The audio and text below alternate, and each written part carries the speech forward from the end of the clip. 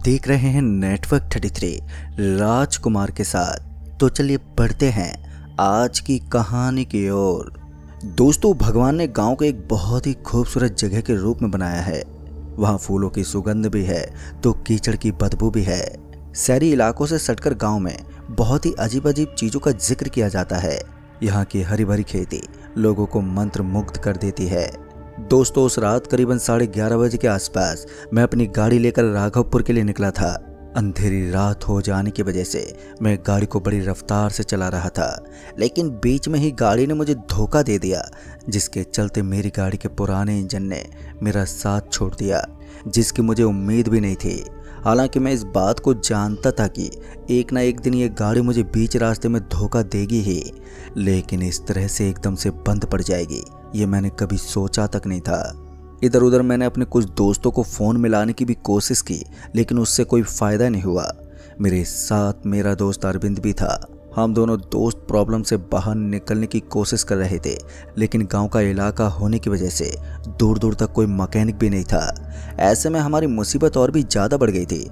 तो हमने एक दो बार फ़ोन मिलाने की भी कोशिश की, लेकिन उससे भी कोई फ़ायदा ही नहीं हुआ। उसके बाद हमारी नज़र एक खेत पर पड़ी तो हमने देखा कि वहाँ पर सरसों के बड़े शानदार फूल खिले हुए थे, और उनको देखते ही हमें लगा कि शायद हो सकता है इस खेत के अंदर कोई रहता हो, क्योंकि खेत की बुआई तो तभी की जाती है जब वहाँ पर कोई रहता हो। उसके बाद मैंने अपने दोस्त अरविंद को बोला, भाई हम अपनी गाड़ी को यहीं पर छोड़ देते हैं और इस खेत के अंदर चलकर देखते हैं कि यहाँ पर कोई रहता है या फिर नहीं। हो सकता है यहाँ पर कोई रहने वाला हमारी मदद कर सके, क्योंकि गांव वालों से बेहतर तो हम नहीं जानते। मेरी बात सुनकर अरविंद को भी सही लगा और फिर हमने गाड़ी को वहीं छोड़ दिया और हम दोनों वहां से उस खेत की तरफ निकल पड़े। हम जैसे जैसे अपने कदम पटकते हुए आगे बढ़ रहे थे तो वैसे वैसे हमें उस खेत का पूरा हिस्सा समझ में आ रहा था। थोड़ी दूर आगे जाने के बाद हमें वहाँ का मेन गेट भी नजर आने लगा। उस गेट को देखते ही मेरी भी सांस में सांस आई, क्योंकि अब एक बात पक्की हो गई थी कि इस खेत के अंदर पक्का कोई ना कोई तो रहता है। हमने उस खेत के उस मेन गेट को खोला और उसके बाद हम उसके अंदर दाखिल हुए तो हमने देखा कि उस खेत के अंदर 2-3 छतरी बनी हुई थी। शायद वो इस तरह की छतरी थी जहां पर मृत लोगों को जलाया जाता था। अब ये देखकर एक बात तो समझ में आ गई कि ये जगह हिंदुओं की है और हम भी हिंदू ही थे। अब हम उस मेन गेट के अंदर दाखिल होकर उस खेत की और भी गहराई के अंदर चलते जा रहे थे। इससे पहले कि हम उस खेत की और गहराई में जाते कि हमें ऐसा लगा कि उस खेत का वो मेन गेट एकदम से बंद हो गया है। हालांकि हमने उसे हाथ भी नहीं लगाया था। हम उस गेट से लगभग 50 फुट की दूरी पर थे, लेकिन इसके बावजूद भी उसका अचानक बंद हो जाना हमें अंदर ही अंदर एक अजीब सी चीज़ का एहसास करवा रहा था। मैंने अपने दोस्त की तरफ देखते हुए बोला, अरे भाई अरविंद, तूने इस गेट को बंद किया था क्या? लेकिन अरविंद ने मुझे साफ साफ मना कर दिया। फिर मुझे समझ में नहीं आ रहा था कि आखिर ये गेट अपने आप बंद कैसे हुआ, क्योंकि हम तो इस गेट से बहुत ही दूरी पर थे। बाद में मैंने इस चीज़ को नज़रअंदाज किया और हम आगे की तरफ बढ़ने लगे। पता नहीं क्यों, लेकिन अब मेरे मन में कई सारे सवाल खड़े हो चुके थे कि हमें इतनी रात को किसी के खेत में नहीं घूमना चाहिए, क्योंकि हो सकता है उस खेत के धनी हमें चोर समझकर हमारे ऊपर अटैक कर सकें। फिर इसी बीच हमें एक छोटा सा मकान नजर आने लगा। उस मकान को देखकर एक बार के लिए मुझे राहत मिली, तो दूसरी बार मुझे भी ऐसा लग रहा था कि कहीं हम कुछ गलत तो नहीं कर रहे हैं। फिर इसी बीच हम उस मकान के एकदम पास पहुंच गए, और जब हम उस मकान के पास पहुंचे तो हमने देखा कि वो मकान बहुत ही टूटा फूटा था। ऐसा लग रहा था कि बहुत सालों पहले इस मकान को खाली कर दिया गया हो। एक बार फिर से हमारे सामने बड़ी मुसीबत खड़ी हो गई थी। अब हमें समझ में नहीं आ रहा था कि हम किस तरह से दरवाजे को खटखटाएं। फिर किसी तरह से मैंने हिम्मत जुटाई और दरवाज़ा खटखटाया। इस बार मैंने जैसे दरवाज़ा खटखटाया तो अंदर से किसी की आवाज़ आई। एक बार के लिए इस आवाज़ को सुनकर मैं तो हैरान था, क्योंकि ये आवाज़ किसी बहुत ही बूढ़े आदमी की थी। फिर उसके बाद जैसे दरवाज़ा खुला तो सच में मेरे सामने एक बूढ़ा आदमी था। शायद उस आदमी की उम्र 80 से 90 साल की होगी। तभी उसने बोला, क्या हुआ, तुम लोगों ने इतनी रात को मुझे परेशान क्यों किया है?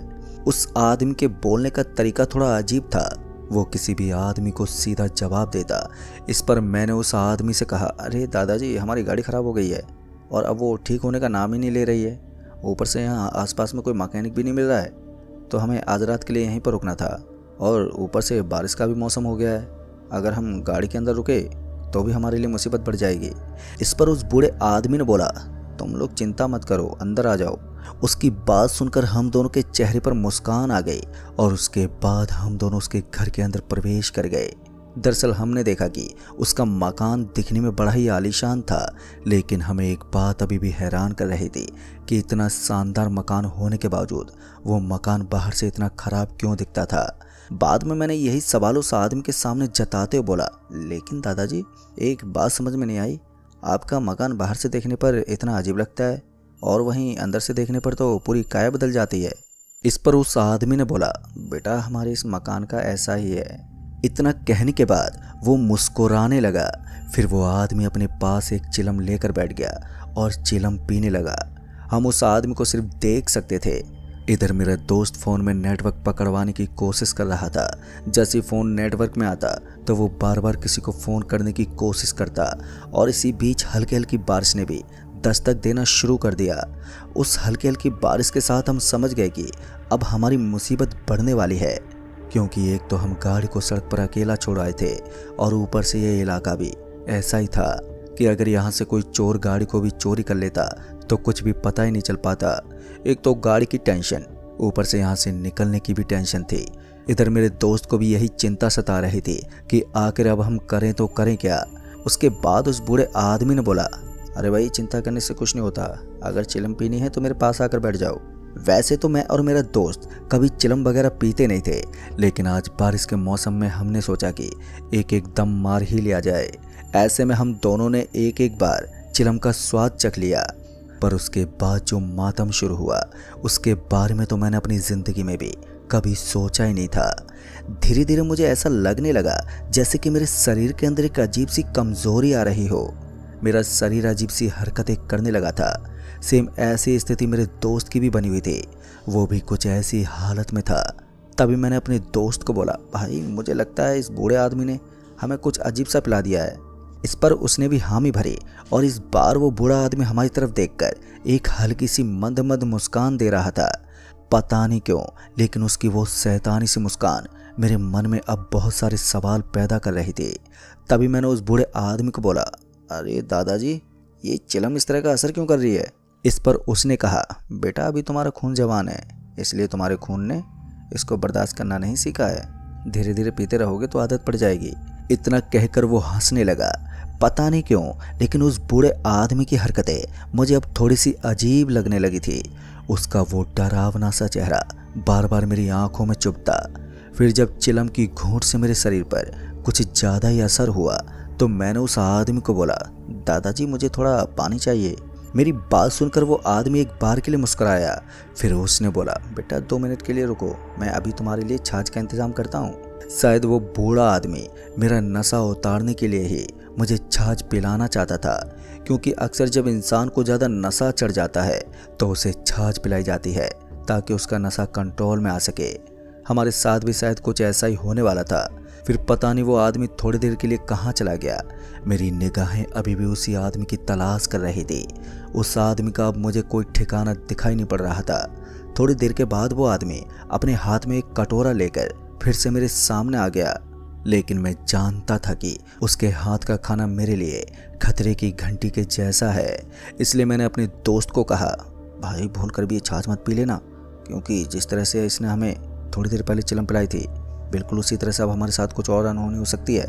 इसलिए मेरे दोस्त ने भी अपनी गर्दन हिलाई और हम दोनों उसकी तरफ देखते बोला, अरे दादाजी हम एक काम करते हैं, अब हम यहाँ से निकलते हैं। वो क्या है कि हमें हमारा सही ठिकाना मिल गया है। मैंने उस आदमी से झूठ इसलिए भी बोला था क्योंकि मुझे उसके घर में बिल्कुल भी सही नहीं लग रहा था। मेरी बात सुनकर उस आदमी ने बोला, नहीं बेटा आज रात के लिए तुम्हें यहीं रुकना होगा। इस पर मैंने उस बूढ़े आदमी को बोला, अरे नहीं दादाजी, वो क्या है कि मैंने अभी अभी एक मैकेनिक से बात की है तो उसने हमें अर्जेंटली गाड़ी के पास बुलाया है। इस पर उस आदमी ने कहा, बेटा झूठ बोलने की कोई ज़रूरत नहीं है, क्योंकि इस वक्त तुम एक ऐसे आदमी के सामने खड़े हो जो मर तो चुका है लेकिन आज भी जिंदा है। अब ये सुनकर मेरे पांव तले ज़मीन खिसक गई। मेरा गर्म खून एकदम से ठंडा पड़ने लगा। मेरी आंखों के सामने मानो मेरी मौत खड़ी थी। मैंने उस आदमी को बोला, मैं कुछ समझा नहीं आपकी बात। इस पर उसने अपने हाथ से इशारा किया और वो अचानक ही हवा में उठ गया। उसका ये करतब देखकर मेरा तो शरीर बुरी तरह से कपकपा उठा। फिर उस आदमी ने बोला, ये वही हो रहा है जो तुम जानते हो। अब सारा मामला मेरी समझ में था और मैं समझ गया था कि मेरे सामने मौजूद ये आदमी कोई इंसान नहीं है बल्कि एक भूत है। मैंने अपने दोस्त की तरफ देखा। इससे पहले कि हम दोनों वहां से भागते कि अचानक ही वहां के घर का दरवाजा एकदम से बंद हो गया। हालांकि दरवाजा खोलने की हमने पूरी कोशिश की लेकिन हम नाकाम रहे। फिर उस आदमी ने हमारे कंधे पर हाथ लगाया और बोला, क्या हुआ बेटा, खाना पीना नहीं करना? इतना कहने के बाद वो फिर से जोर जोर से हंसने लगा और उसके तुरंत बाद ही वो आदमी फिर से हमारी आंखों से ओझल हो गया। उस घर की लाइट एकदम से ब्लिंक करने लगी थी। ऐसा लग रहा था कि उस घर के अंदर सारी लाइटें खराब हो गई हैं। इधर मेरा दोस्त बुरी तरह से डर गया था, उसके साथ ही साथ मेरी भी हालत बद से बदतर हो चुकी थी। लेकिन हमने किसी तरह से उस मकान से बाहर निकलने की कोशिश की और हम कामयाब भी रहे। घर से बाहर निकलने के बाद हमें लगा कि हम सही सलामत गाड़ी तक पहुंच जाएंगे। लेकिन हम जैसे उस पुराने से खेत से निकलकर गेट के पास पहुंचे तो हमने देखा कि हमारे सामने 6 से 7 लोग बैठे हुए थे जो एक गुट बनाकर सिगरेट वगैरह पी रहे थे। उन लोगों को अपने समक्ष देखकर मैंने उन लोगों से हाथ जोड़कर प्रार्थना की कि इस वक्त वो हमारी सहायता करें, क्योंकि इस वक्त मुझे ज़्यादा से ज़्यादा मदद की ज़रूरत थी। लेकिन उन लोगों ने भी एक बार भी मेरी तरफ पलट कर नहीं देखा और वो अपनी ही बातों में मगन थे। ऐसा लग रहा था कि उन्हें मेरी बातों से कोई फ़र्क ही नहीं पड़ रहा है। बाद में मेरे दोस्त ने बोला, भाई मदद के चक्कर में हम लोग फिर से कोई खतरे में ना फंस जाएं। इससे तो अच्छा है कि हमें जल्दी से गाड़ी के पास पहुंचना चाहिए। हम वहीं गाड़ी के अंदर बैठ के इस समस्या से उभरने की कोशिश करेंगे। इससे पहले कि मैं और मेरा दोस्त वहां से निकलते कि अचानक ही हमें पीछे से किसी के खांसी लेने की आवाज़ आई। एक बार के लिए हम पीछे मुड़े तो उसके बाद हमारी आंखें फटी की फटी रह गई। दरअसल हमने देखा कि पीछे वही बूढ़ा आदमी था जो कि थोड़ी देर पहले हमें चिलम पिलाकर वहीं रोकना चाहता था। हालांकि उस चिलम का असर मेरे शरीर पर अभी भी था। बार बार मेरा सर चकरा रहा था। आज से पहले मैंने कभी भी नशा करने के बाद इस तरह की चीज़ महसूस ही नहीं की थी। लेकिन आज सब कुछ बदल सा गया था, पता नहीं क्यों। लेकिन आज वो चिलम पीते ही मेरा बदन टूट सा गया था। किसी तरह से मैंने अपने आप को संभाला और मैं और मेरा दोस्त उस मेन गेट से आगे निकलने लगे।